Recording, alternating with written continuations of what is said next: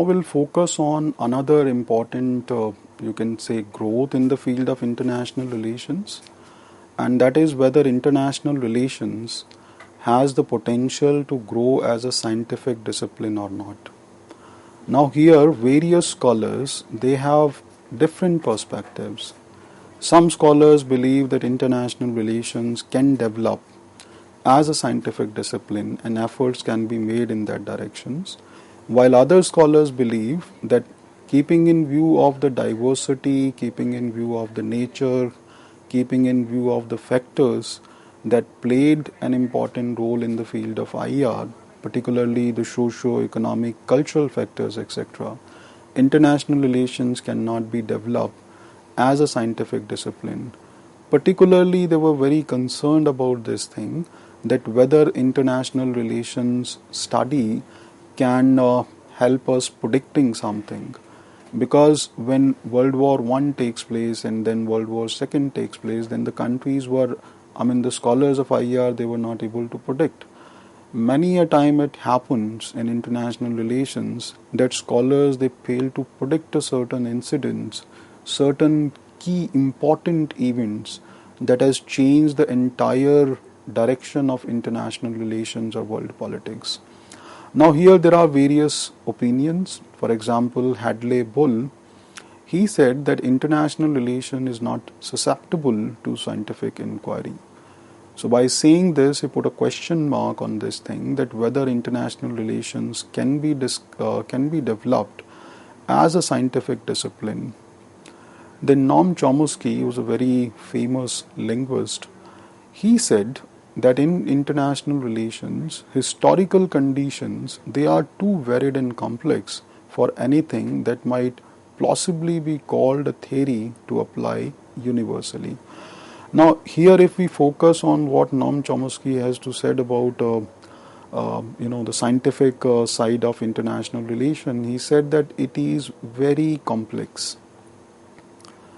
And it is very difficult to first comprehend the international reality, then develop a theory, and then develop such kind of a theory that can be universally applied. In a way, even if we develop a theory, that theory will have its own limitations.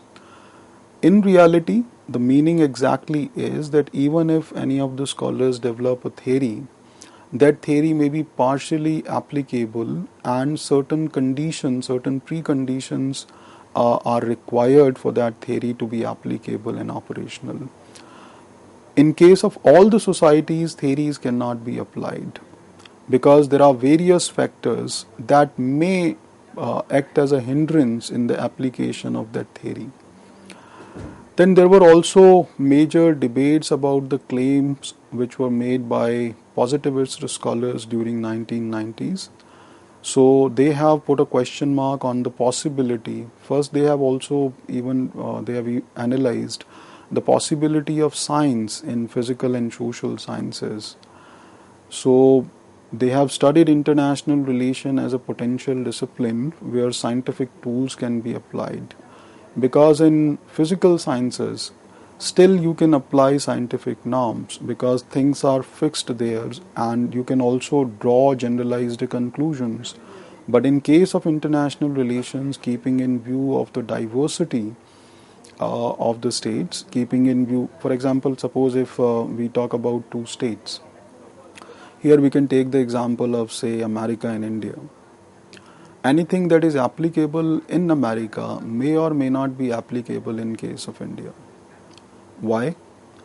Because if we look at their history, if we look at their geography, if we look at their population, if we look at their economic profile, if we look at the growth of institutions in these two countries, if we look at the nature of their political systems, if we look at the processes, if we look at the political system, if we look at the culture, if we look at the religious homogeneity or diversity, cultural diversity that is prevalent in these two societies, they are quite different.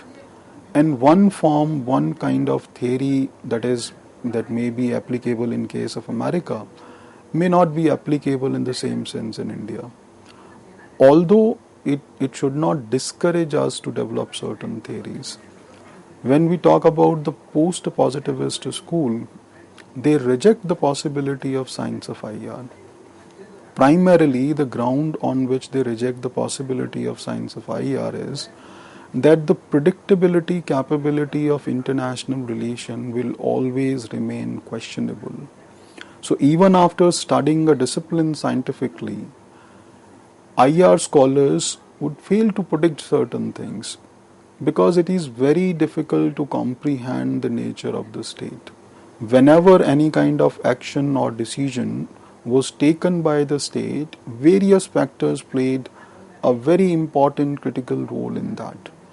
And taking into account all those factors is itself a very tough task, it is very difficult. And every scholars or every study, it has its own limitations. So you are tend to miss something that may ultimately act as a limitation on that particular theory. There are some scholars, those who even criticize this particular idea that international relations should be developed or should even be studied or debated as a scientific discipline. They believe that the preoccupation with theory represent a withdrawal from the real world issue. This point was particularly highlighted by Wallace in 1996. His concern was that rather than debating, discussing, and developing international relations theory, IR scholars should focus on some of the real world issues.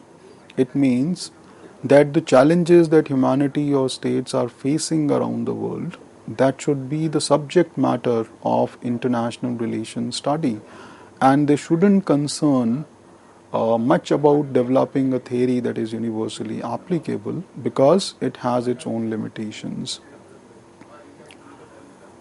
Another important thing is that disciplines they should be concerned with the issues which are more vital to states than to civil society actors aiming to change the international system.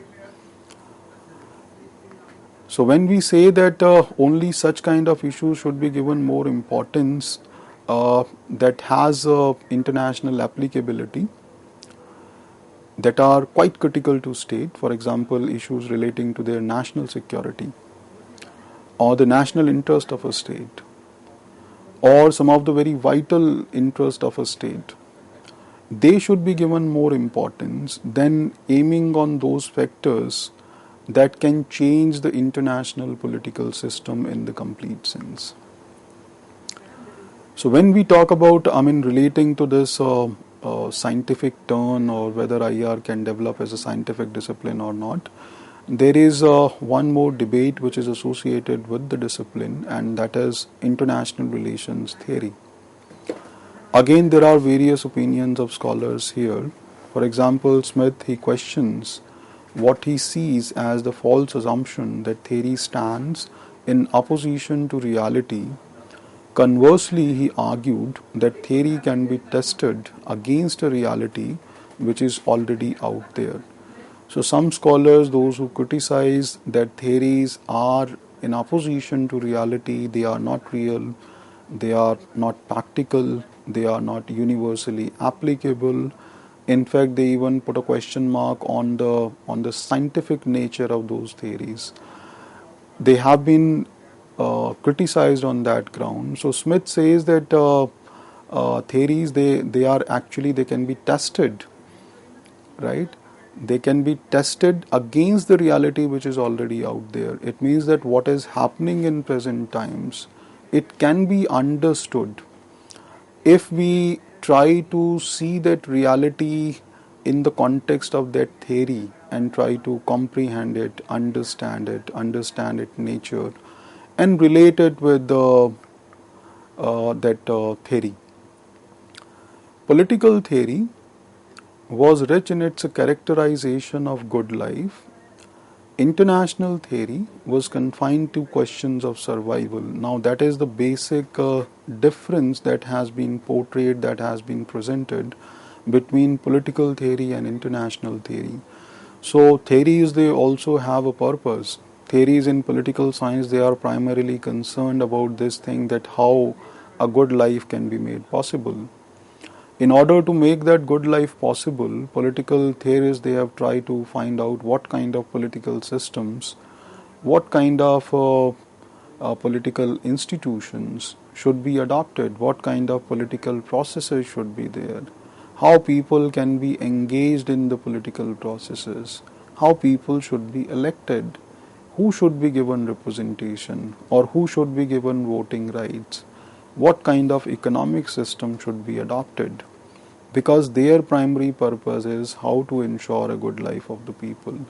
Now it is largely dependent upon the nature of the state, what kind of state is there.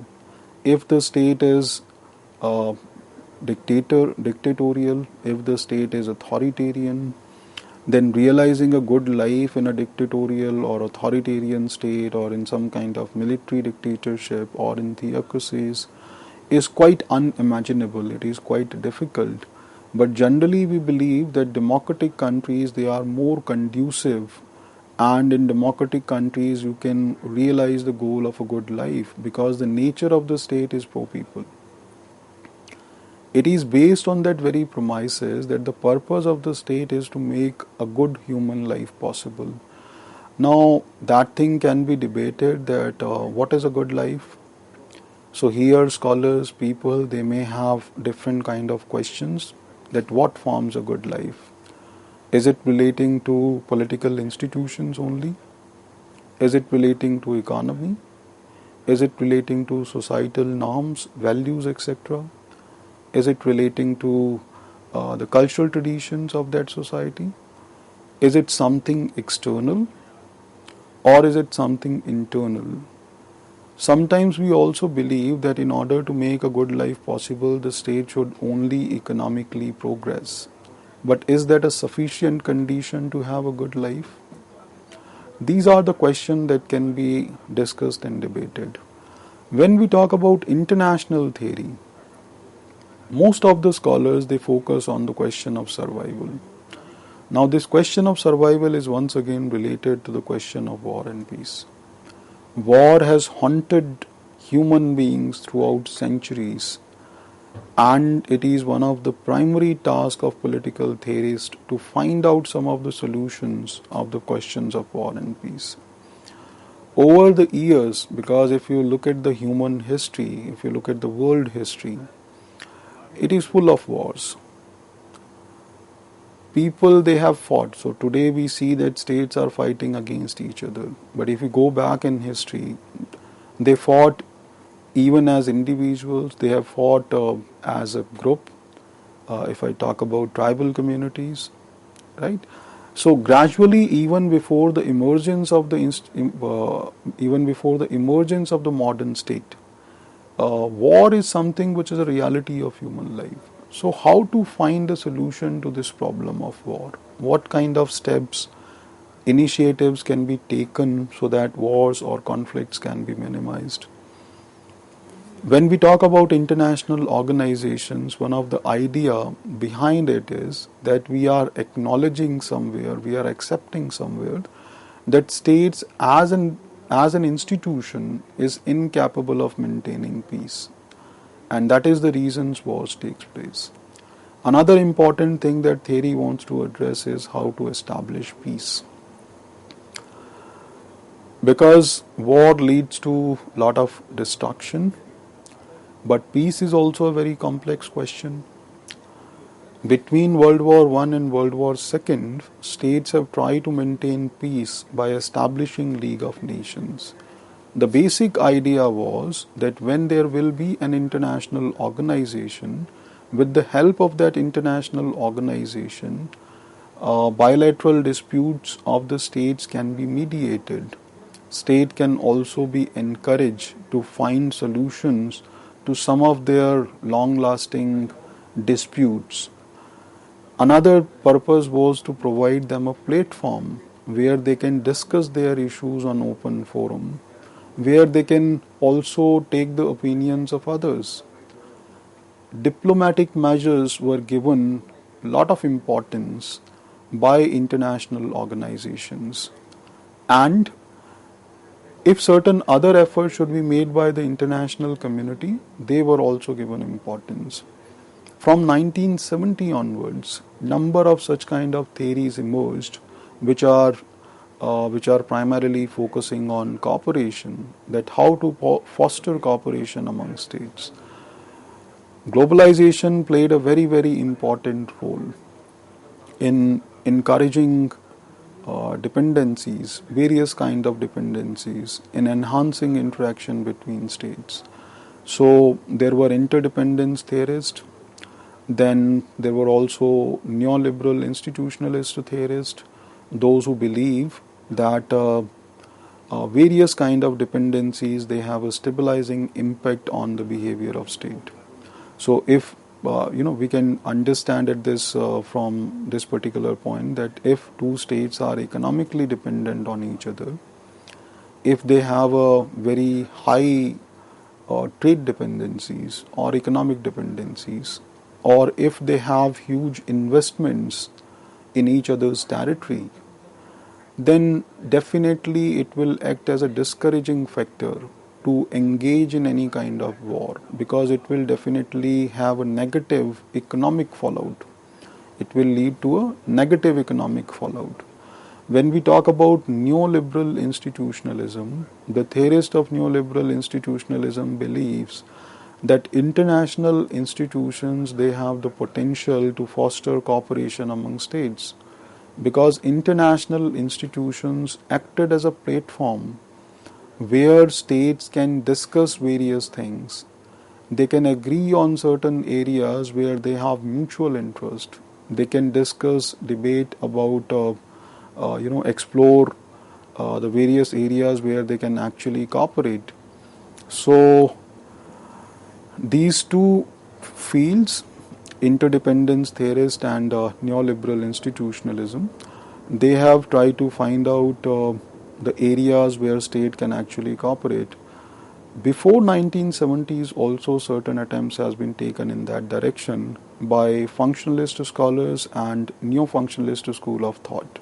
So they have also explored the possibility of human interaction, and particularly they believe that if state they started interacting, started cooperating in one particular field, then gradually it will also have a spillover effect in other areas. It means that suppose if once you start cooperating in the economic field, then gradually you will start cooperating in other fields.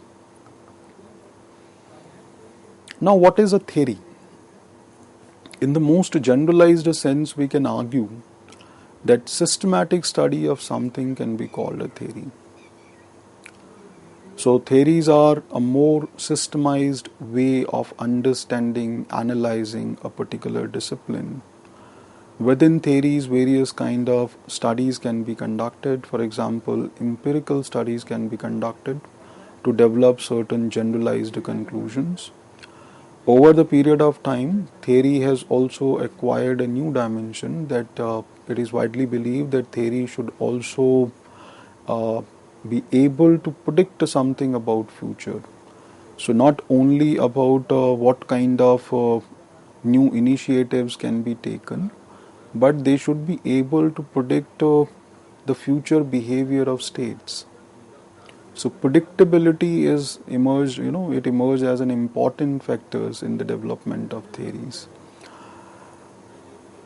Kenneth Waltz, he has argued that theories, they have also tried to explain the laws of international politics or recurrent patterns of national behavior.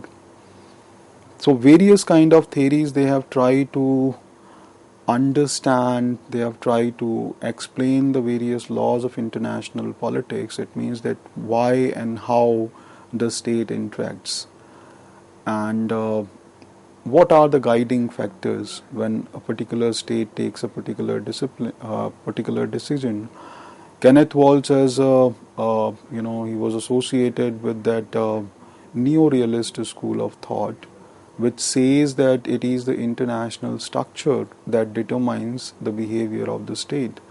So that international structure is marked by anarchy, and it is because of that anarchy that prevails at the international level which force the state to act in a particular manner. Another thing is that if we study the behavior of different states historically, then you will also find some recurrent pattern of their national behavior. So theories, they can also make us understand that why that similarity exists in the behavior of state historically. It means that there should be some key issues about which states are very possessive, and they can never compromise those key issues. So when we focus on the theoretical part of international relations, uh, it is like very important, and various scholars, they have focused on this particular thing, that whether through theories we can understand or we can predict international politics or not. Theories use empirical data and hypotheses about the world, such as the absence of war between liberal democratic states. This particular argument was given by Mitchell Doyle, and he was of the view that democratic countries, they tend not to fight with each other because there are various kind of checks that act on the behavior of the state. So this particular opinion is also associated with the democratic peace theory, which says that democratic states are less likely to fight against each other. Now, here the restriction or the rider was that democratic countries can still fight with non democratic countries because the behavior of the non democratic state is unpredictable. But the behavior of democratic countries can still be understood and can be analyzed because there are various kind of checks that act on the behavior of democratic countries. So they have also studied the historical data to validate this particular point, that democracies are not going to fight against each other. Theories also try to analyze and clarify the use of various concepts such as the balance of power and the applicability and relevance of balance of power, or what is the practical side of balance of power. Some scholars argued that First World War takes place because the balance of power was disturbed.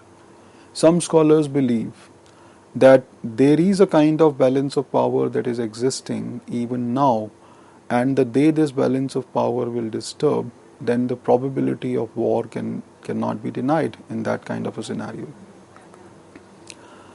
Theories also criticize various forms of dominations and perspectives which make the socially constructed and changeable seem natural and unalterable. This particular viewpoint was given by critical theorists, those who believe that sometimes theories generalized certain things.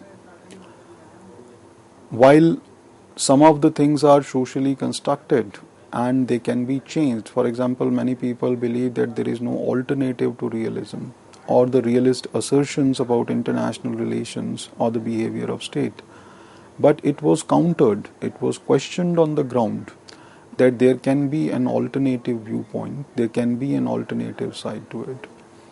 Apart from that, theories also reflect on how the world ought to be organized, how to overcome the challenges, the flaws of international relations, or the flaws which are there in the state system, or the flaws that are there in international organizations. Because the primary idea behind all these theories, behind the study of this discipline, is somewhere relating to this thing, that how a peaceful, stable world can be maintained, can be organized, right? So the basic idea behind that is this. Now we'll focus on the nature of international relations. Some scholars, they have argued that international relation is quite contested discipline. Now, what is the meaning of a contested discipline? So in international relations, there cannot be single dominating viewpoints. It means that there are multiple viewpoints about certain realities or things which has been presented in the form of realities. So if we focus on some of the key players of international politics, then one of the important players is state, Then in IR we also study state systems, we also study the civil society, we also study various institutions within the state, outside the state. When we talk about outside the state institutions, then we may talk about regional organizations. We may also talk about various multilateral institutions. We may also talk about international organizations. In IR, we also study about various ideologies, various forms of organization, and the kind of mechanisms those organizations have adopted to enhance cooperation among states. International relations also focus on the relationship between and among states. So, when we talk about international relations and when we see its nature, then it is not a static discipline, it is an ever evolving process. So, international relations has grown over the period of time. State engage in multiple relationships which are bilateral, regional, multilateral, which are there in bilateral, regional, and multilateral forums. In international relations, it is also a question of importance what is to be studied. Initially, the primary focus of IER was state only. Gradually, the scope of the study of international relations expanded. They have included various non-state actors. Presently, they have also incorporated various challenges that states and humanities are facing. How to study international relation is another important thing regarding which the scholars are having different opinions. So there can be various kind of approaches, there can be various methodologies that can be adopted to understand, to study IR. There can also be certain more neutral forms of analysis through which we can actually develop such kind of conclusions which are more closer to reality. International relations also has various great debates, issues and concerns, and international relations also has a pattern of relationship. So there are various kind of actors in the field of IR. So even if we talk about the states, all the states are not similar in international politics. Some states play the role of dominant actors, while some other states they have their own limitations. So they were not that much important in IR, or they won't be able to play that important role in the field of IR, while some other states are more important. So here we can take the example of any developing or underdeveloping country and we can compare it with America. So with this, I think you can understand, you must have understood the emergence of international relations as a separate discipline. Thank you.